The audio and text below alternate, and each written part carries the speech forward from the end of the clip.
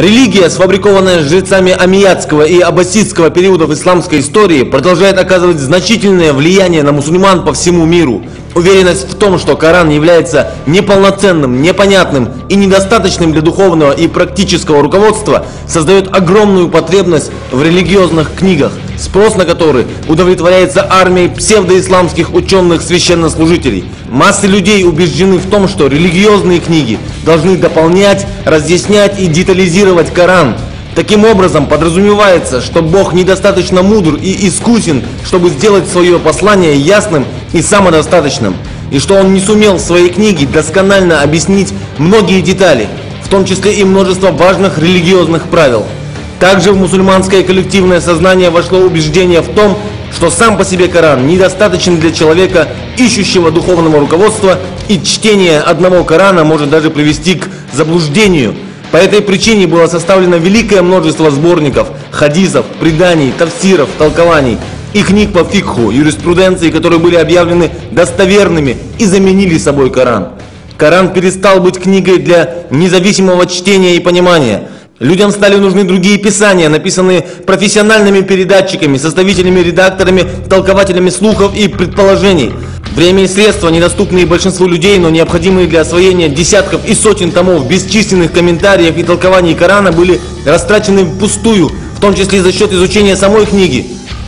Те немногие энтузиасты, посвятившие себя изучению традиции, не принесли ни грамма пользы, так как их сознание было затуманено предрассудками, содержащимися в самой традиции, а логика искажена противоречивыми учениями, так называемыми священными вирусами.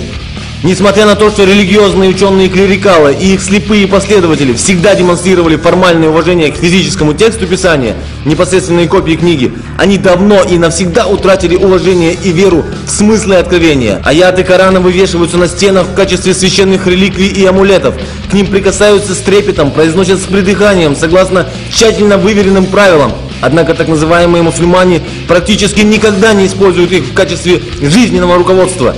Слишком велико тлетворное влияние многих тысяч противоречивых хадисов, ложно приписываемых Мухаммаду и концентрирующих внимание мусульман на малозначащих мелочах и отвлекающих от вещей истинно важных. В лучшем случае аяты Корана применяются отрывочно, вне контекста и без основания самим Кораном. В результате подобного злоупотребления смыслами Писания Коран используется в качестве оправдания чуждых божественному откровению доктрин и учений, вооруженной агрессии, ксенофобии, средневековой мифологии, ритуалистики, мистицизма, буквализма и так далее. Спустя короткое время после смерти пророка ислама, Коран, освободивший человечество от пут мракобесия и оков невежества, был превращен в молитвенник для умерших, амулет для ношения, идол для поклонения. Хотя Коран и считается самой читаемой книгой в мире, миллионы последователей многочисленных сект суннизма и шиизма читают его без понимания, превращая процесс чтения в бездумную зубрежку и монотонный речитатив.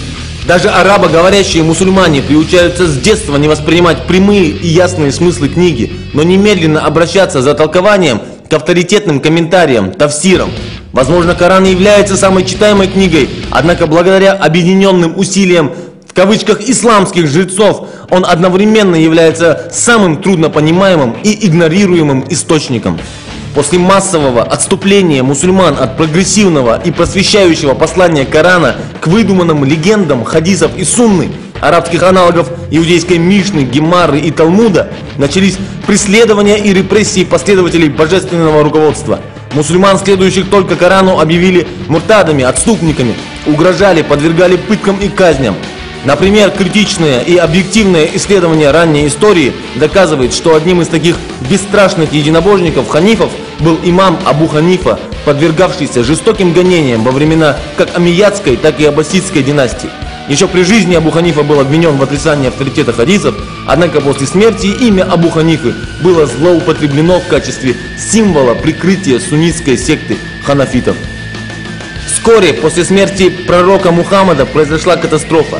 Псевдомусульманские жрецы в прямом отрицании коранических принципов создали собственную религию, основанную на подчинении не одному богу, но целой корпорации, состоящей из Бога, Мухаммада, сподвижников Мухаммада, сподвижников Мухаммада, ранних лидеров сект, поздних лидеров сект, ранних ученых определенных сект, поздних ученых определенных сект и так далее. Результатом действий этой корпорации жрецов стали хадисы и сунна, бесчисленные слова и действия, приписываемые пророку Мухаммаду, иджма, согласованное мнение множества ранних ученых, фикх, религиозные предписания множества ранних ученых.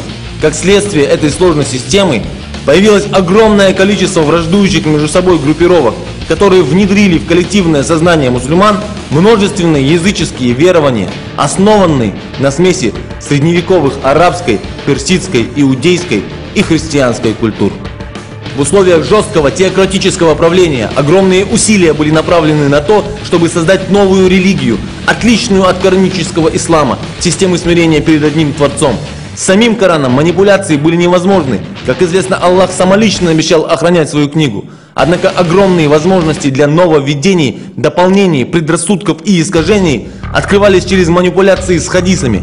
Когда уроженец города Бухары приступил к собиранию и классификации выдуманных легенд спустя более чем 2 века после смерти пророка ислама, политический и социальный ландшафт того времени был чрезвычайно благоприятен для всякого рода теологических фабрикаций и искажений.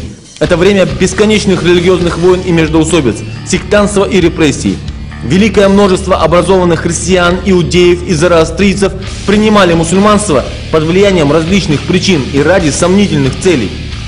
Большая часть этих людей не претерпевала кардинальных изменений сознания и вероубеждений, оставаясь во многом приверженцами чуждых исламу мировоззрений и религиозных систем, которые они пытались интегрировать в новую религию. Для оправдания и распространения своей версии религии новообращенные элиты камуфлировали и преподносили свои культурные и политические убеждения и практики под видом хадисов, сунны, тафсиров, фатв. В дополнение ко всему этому были выдуманы разные версии асбаб-уль-нузуль, причин низведения отдельных аятов Корана. Также была придумана система насх-мансух, отменяющих и отмененных смыслов Корана, как результат ограничения, искажения или отмена коранических предписаний.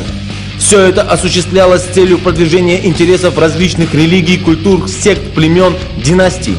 Мужские шовинисты, отшельники-аскеты, жены-ненавистники также воспользовались предоставленной хадисами возможностью для пропаганды своих идей и учений. Утверждения, основанные на слухах и приписанные пророку Мухаммаду и его идеализированным сподвижникам, стали самым мощным инструментом или троянским конем усиления политической пропаганды, культурной ассимиляции и даже коммерческой выгоды. В результате Коран был отброшен в сторону, а смысл его послания чудовищно искажен.